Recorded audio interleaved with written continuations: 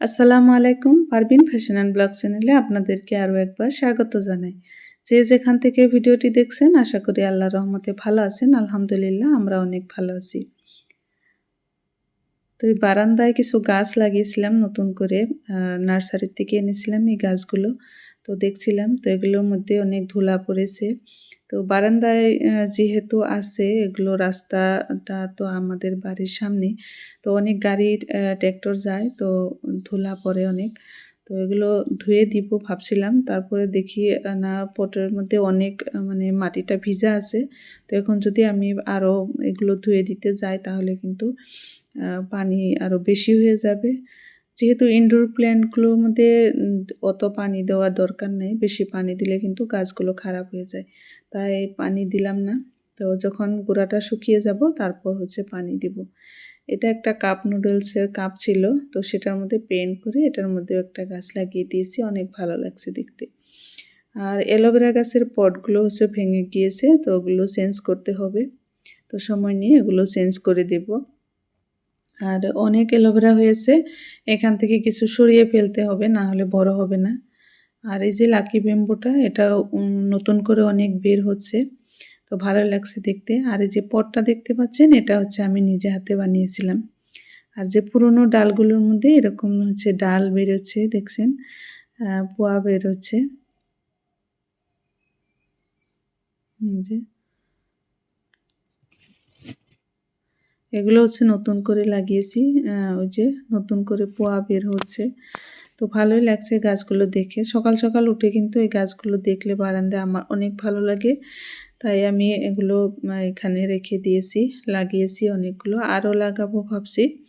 আমার বারান্দাটা বড়ই আছে, আরও অনেক গাছ রাখা যাবে এখানে। আর এই যে কচু গাছটা, এটাও কিন্তু খুব ভালো লাগে দেখতে। আর কিছু হ্যাঙ্গিং পটও এনেছিলাম, তো সেগুলোর মধ্যে নতুন করে কিছু লাগিয়েছি।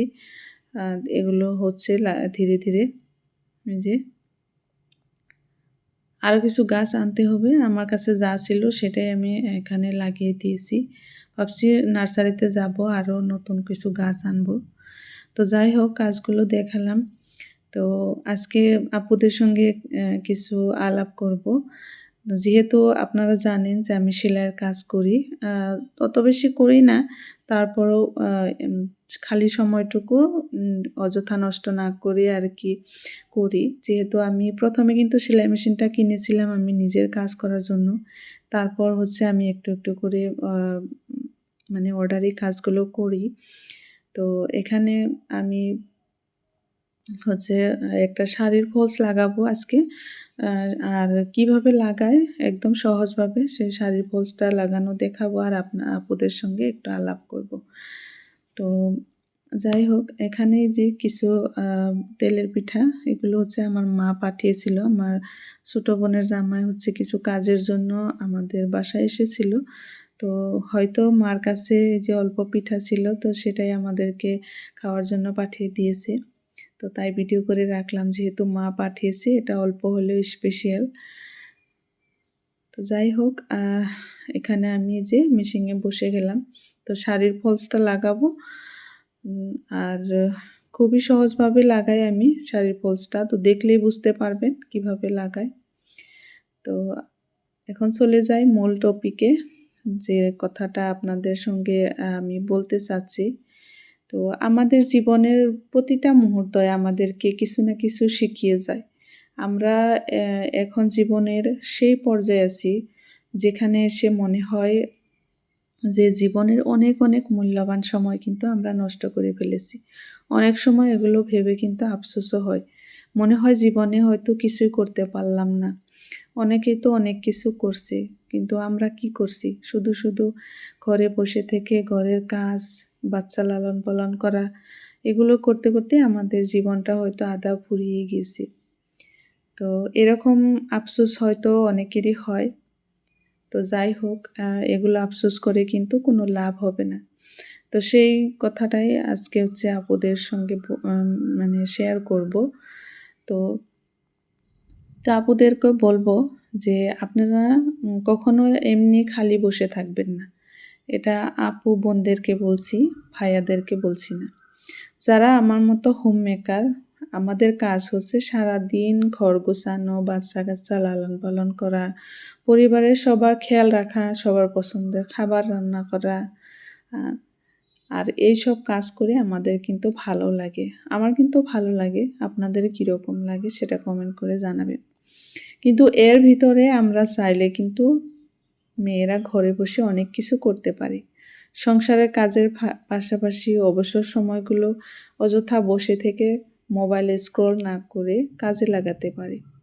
তাই আপুদেরকে বলছি এই মূল্যবান সময়গুলো অযথা নষ্ট করবেন না। আমাদের কিন্তু অনেক সময় মনে হয় যে এমনি শুধু খালি বসে থাকলে কিন্তু অনেক শান্তি লাগে। যদি কিছু কাজ না থাকে একদিন হয়তো যদি রান্নাটা কম করতে হয় কিন্তু মনে হয় খুব ভালো লাগে। কিন্তু দেখবেন একটা সময় যখন আপনার সময়টা মানে শেষ হয়ে যাবে তখন কিন্তু মনে একটা আফসোস হয় যে অনেক সময় বসে থাকলাম, হয়তো এই কাজটা করতে পারতাম, ওই কাজটা করতে পারতাম। কিন্তু তখন আর ভেবে কিন্তু লাভ হয় না। সেই জন্য বলছি যে খালি বসে থাকবেন না। কোনো সময় খালি বসে থাকবেন না। খালি বসে থাকলে মনের মধ্যেও কিন্তু অনেক সময় খারাপ ধরনের চিন্তা, আলতু-ফালতু কথা মনে আসে। তো সেই খালি সময়গুলো সময় এইভাবে নষ্ট না করে কিন্তু আমরা এগুলো কিন্তু কাজে লাগাতে পারি। আর কাজ কোনোদিন কিন্তু ফাঁকি দেয় না। কাজ করলে সেটার কিন্তু ফল, ভালো কাজ করলে সেটার ফল ভালো হবেই। এটা কিন্তু নিশ্চিত। কথায় আছে না, মানুষে বলে যে খালি দিমাগ শয়তানের ঘর। আসলে আমাদের যে মানব দেহটা এটা কিন্তু বসে থাকলে কি হবে? কিন্তু আমাদের ব্রেন, মন এগুলো কিন্তু কখনো বসে থাকে না। অনবরত কিছু না কিছু মাথার মধ্যে চলতেই থাকে। আর দেখবেন সংসারে যদি অভাব-অনটন থাকে সেখানে কিন্তু ঝগড়াঝাটি বেশি হয়। তো সেভাবে কিন্তু মানুষ অনেক সময় ডিপ্রেশনে চলে যায়। তাই আপুদেরকে বলছি আপনারা কিছু একটা করেন। যে কাজই পারেন সেটা দিয়ে শুরু করে দিন। সেটা হতে পারে সেলাইয়ের কাজ, হাতের কাজ। অনেকে কিন্তু ভালো রান্না-বান্না, আচার বানাতে পারে। তারপর বেকিংয়ের কাজ। আপনি যে কাজটাই ভালো পারেন সেটা দিয়ে শুরু করেন। আর যদি আপনি না পারেন তাহলে যেটা আপনার ইচ্ছা যে আপনি করতে পারবেন, মনের মধ্যে সাহস হয় যে না এটা আমি করতে পারবো। যেটার বিষয়ে আপনার হয়তো কিছু জ্ঞান আছে, আপনি চাইলে সেই বিষয়ে কিন্তু শিখতে পারেন। আজকাল শিখার জন্য কিন্তু কোনো জায়গায় যেতে হয় না। আপনি YouTube খুললেই দেখবেন আপনি কি শিখবেন? সবকিছুই YouTube এ দেওয়া আছে। মানুষ তো শেখানোর জন্য আ পাগল হয়ে যাচ্ছে। তা আপনারা শেখেন না কেন? তো শেখেন, YouTube থেকে শিখে অনেক কিছু করতে পারেন। আমি যে সেলাই কাজগুলো করি, ডিজাইন করে ব্লাউজ বানাই কিন্তু এগুলো কিন্তু আমি সব YouTube থেকেই শিখেছি।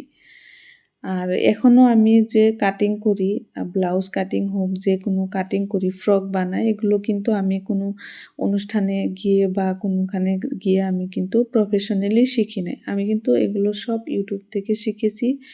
আর এখনও কিন্তু আমি যেটা না পারি সেটা কিন্তু YouTube থেকে দেখেই আমি করি। তো একবার সাহস করে শুরু করে দেন। আর যদি কিছু শেখার আছে YouTube থেকে শিখে নিন, ধৈর্য ধরেন, দেখতে থাকুন ভিডিওগুলো, আস্তে, আস্তে শিখে যাবেন। আর যদি পারেন যেকোনো কাজ যেটুকু পারেন সেটুকু দিয়ে শুরু করেন। আস্তে, আস্তে দেখবেন আপনার নলেজে এসে যাবে, আপনি শিখে যাবেন। মানুষ কিন্তু কাজ একদিনে শেখে না। আস্তে, আস্তে শিখে, ভুল করে, করে শেখে। আর শেখার থেকে আপনি শুরু করে দিতে পারেন। আপনি যদি ভাবেন আমি সব কিছু শিখে তারপর শুরু করব তাহলে কিন্তু কোনোদিনই হবে না। শেখার কোনো কিন্তু শেষ নেই। আপনি করতে থাকবেন আর শিখতে থাকবেন। আর যখন আপনি কিছু একটা করবেন, দেখবেন আপনার হাতে যখন টাকা আসা শুরু করবে একটু, একটু করে, তখন দেখবেন আপনার মন মানসিকতা, আপনার জীবন ধারণ বদলে গিয়েছে। আপনার মনে এক আলাদা ধরনের শান্তি কাজ করবে। আপনার সাহস বাড়বে। আবার অনেকে হয়তো ভাববেন, আমার হাসব্যান্ড তো ভালো ইনকাম করে, জব করে, আমার তো ইনকাম করার কোনো দরকার নাই। আসলে এখানে টাকা ইনকাম করাটাই মূল উদ্দেশ্য নয়। আপনি যখন কিছু একটা করবেন, এখানে শুধু টাকা নয়, টাকার সাথে সমাজে, পরিবারে আপনার সম্মান বাড়বে। আপনার একটা পরিচয় হবে, আপনার খালি সময়গুলোর সদ্ব্যবহার হবে।